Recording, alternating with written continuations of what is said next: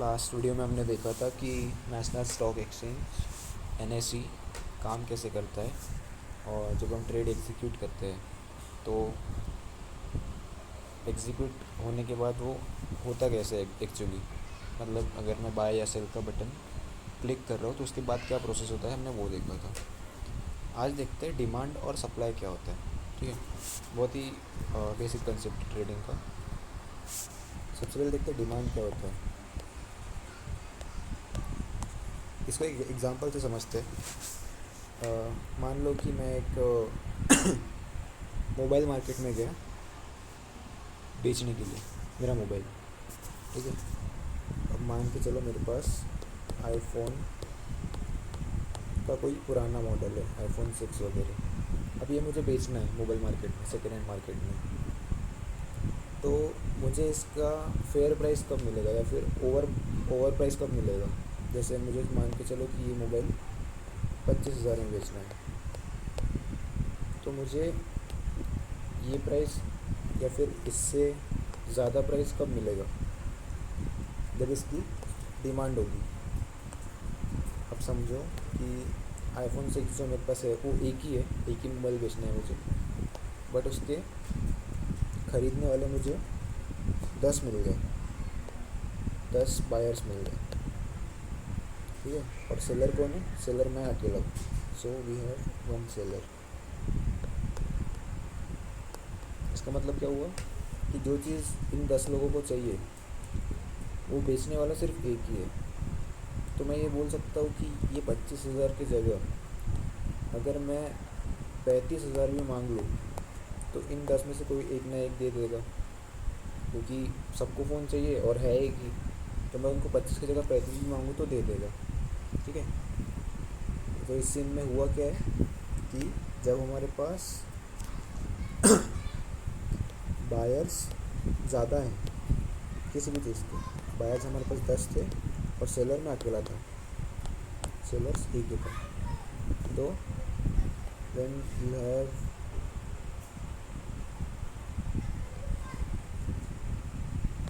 एक मिनट, तो mic off हो गया था। सो when you have more number of buyers and less number of sellers, this means the demand of iPhone 6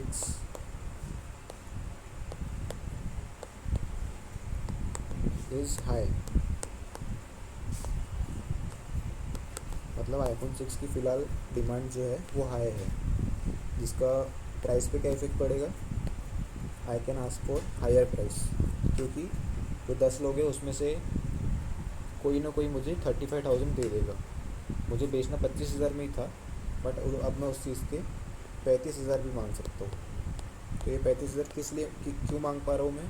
क्योंकि उसकी डिमांड ज़्यादा है। ठीक है, उसकी डिमांड ज़्यादा है। वही अगर इसका उल्टा करते हैं, मान के चलो कि अब बेचना मुझे 25,000 में ही है, मैं सेलर हूँ एक,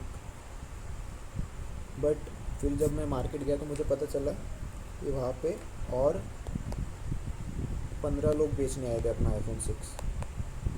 ठीक है, तो अब सेलर टोटल कितने हो गए? 16 सेलर हो गए मुझे पकड़ के। और बायर कितने? मान के चलो 2 ही बायर है या फिर 4 बायर्स हैं। मतलब 16 लोग हैं जो आईफोन 6 बेचना चाहते हैं, बट ख़रीदने वाले 4 ही लोग अवेलेबल है, मतलब 4 लोगों को ही ख़रीदने में इंटरेस्ट है। तो इसका इफेक्ट क्या पड़ेगा प्राइस पे कि अगर मुझे 25,000 में बेचना था तो मुझे अपना प्राइस कम करना पड़ेगा। क्यों? क्योंकि हो सकता है बाकी जो 15 लोग हैं उनमें से कोई 20,000 ऑफ़र कर दे या 15,000 में ऑफ़र कर दे किसी एक को, चारों में से, तो वो ख़रीद लें। तो इसमें मुझे 25,000 से 15,000 तक के अपना प्राइस गिराना पड़ सकता है। क्यों? क्योंकि यहाँ पे बायर्स कम है। पहले वाले सिनेरियो में बायर्स ज़्यादा थे तो हम कोई भी प्राइस मांग सकते थे और हमें इजीली मिल जाता, बट इस केस में बायर्स सिर्फ 4 ही है और सेलर्स अब और 15 आ गए। मतलब और 15 लोग ऐसे हैं जिनको अपना आईफोन 6 बेचना है, बट ख़रीदने वाले सिर्फ 4 हैं। तो इसका इफेक्ट क्या पड़ा कि हमारे पास 4 बायर्स है, 2 ईयर्स हो गया सॉरी, ठीक है छोड़ो, समझ रहे हैं ना, वही काफ़ी है। और 16 सेलर्स है। So when you have less number of sellers, sorry, more number of sellers and less number of buyers, then price will decrease. हमारा 25,000 से सीधा 15,000 में मुझे बेचना पड़ा। क्यों? क्योंकि बाकी 15 लोग भी अपना प्राइस गिराने, मतलब सॉरी, अपना प्राइस कम कर रहे थे बेचने का, क्योंकि उनको भी अपना आईफोन बेचना था, मुझे भी बेचना था। अब जो प्राइस कम में देगा वो 4 बायर्स में से कोई एक मुझसे खरीद लेगा, तो मेरा 15,000 में बिक गया। तो मुझे मान के चलता हूँ मुझे 10,000 का नुकसान हो गया, या फिर 25,000 की जगह मुझे 15,000 मिले, जस्ट बिकॉज सप्लाई ज़्यादा था। तो जब भी सेलर्स कम हैं और बायर्स ज़्यादा हैं,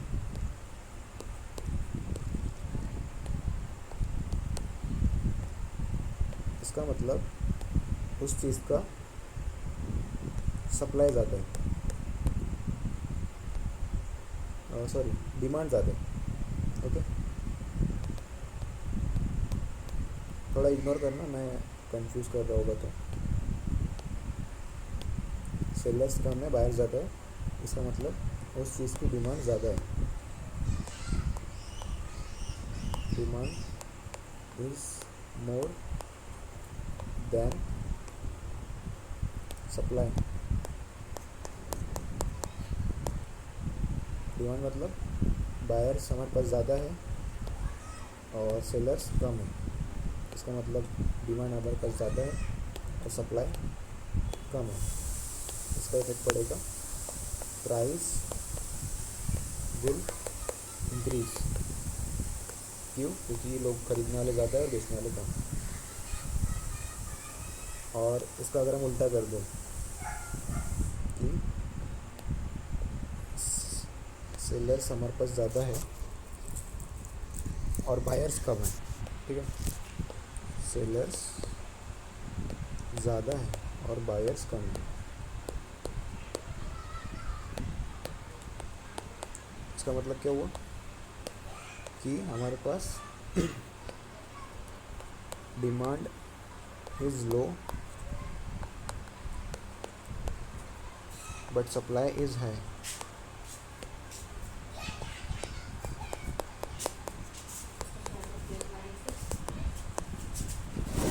मतलब हमारे पास डिमांड कम है पर सप्लाई ज़्यादा है, इसका इफेक्ट क्या पड़ेगा, price will increase, sorry decrease, price will decrease.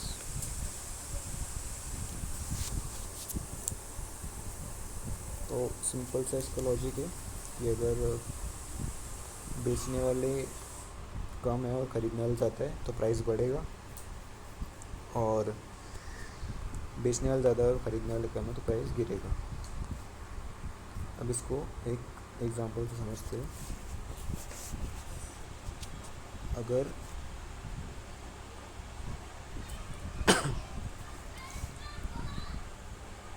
Gold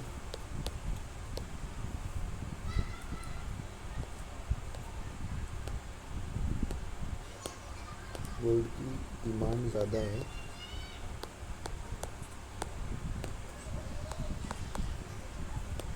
और सप्लाई कम है,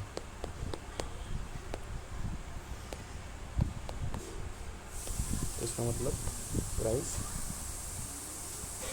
इंक्रीज होगा। तो जो गोल्ड मुझे 1.5 लाख रुपए तोले पे मिल रहा है, हो सकता है वो मुझे 1.8 या 1.7 पे मिले, जस्ट बिकॉज उसकी डिमांड ज़्यादा है। और उसका अगर हम उल्टा कर दे कि डिमांड कम है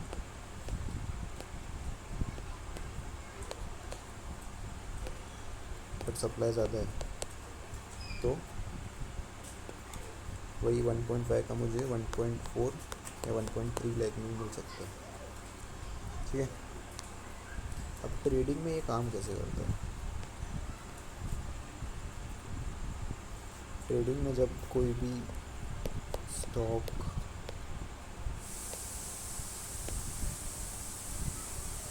इसकी डिमांड और सप्लाई, वही फॉर्मूला यूज़ होगा कि डिमांड अगर ज़्यादा है और सप्लाई कम है,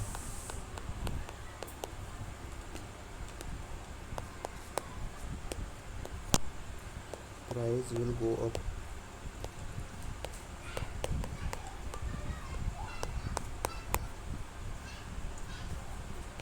और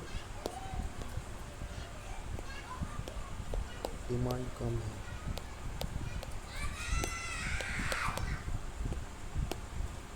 बट सप्लाई ज़्यादा है,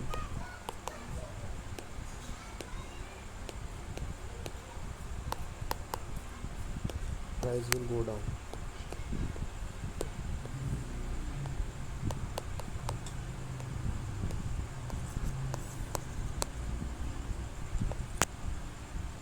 यही मतलब है डिमांड और सप्लाई का।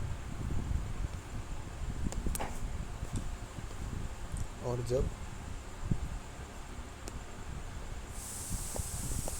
डिमांड भी ज़्यादा है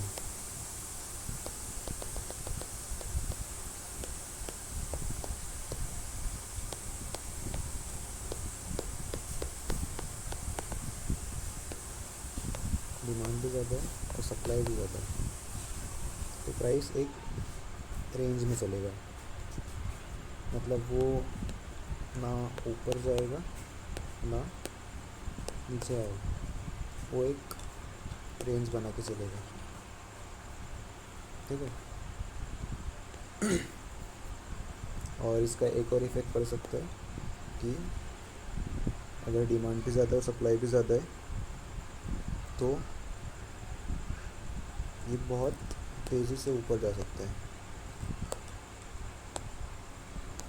और अगर इसका उल्टा करें,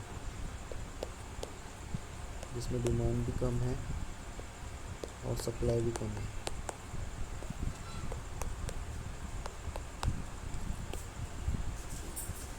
मतलब डिमांड तो है ही नहीं और सप्लाई भी ना के बराबर है, तो इसका इफेक्ट क्या पड़ेगा? इसका इफेक्ट वही पड़ेगा, एक रेंज में चलेगा मार्केट। ठीक है, तो ये जो दो मैंने सिनेरियो बताए अलग से कि डिमांड भी कम है सप्लाई भी कम है और डिमांड भी ज़्यादा है सप्लाई भी ज़्यादा है, ये रेयर है। ठीक है, ये रेयर चीज़ है, जनरली होती नहीं है। हाँ, हो सकता है वॉल्यूम में कम ज़्यादा हो तो प्राइस एक रेंज पकड़ ले, बट डिमांड और सप्लाई कभी भी एक साथ ज़्यादा या फिर एक साथ कम नहीं रहते। ठीक है, अगर तुमको कोई एग्जांपल पता है जिसमें डिमांड भी ज़्यादा और सप्लाई भी ज़्यादा है तो उसका एग्जांपल तुम कमेंट में बता सकते हो, या फिर नहीं भी है तो ढूंढ के बता सकते हो। जहाँ तक मुझे पता है ये रेयर कंडीशन है, रेयरली होता है ऐसा कि जिसकी डिमांड भी ज़्यादा है और सप्लाई भी ज़्यादा है। ठीक है, सो ये वीडियो में बस मैंने डिमांड और सप्लाई बनाने के लिए बनाया था। नेक्स्ट वीडियो में हम देखेंगे कि वॉल्यूम क्या होता है, volume and liquidity. Easy concept है दोनों भी, मैं इस वीडियो में भी कंटिन्यू बता सकता था, बट एक एक कंसेप्ट धीरे धीरे क्लियर हो तो वही अच्छा है, जल्दी सीख के जाना था। ओके, सो ये हमारा नेक्स्ट वीडियो है, वॉल्यूम और लिक्विडिटी।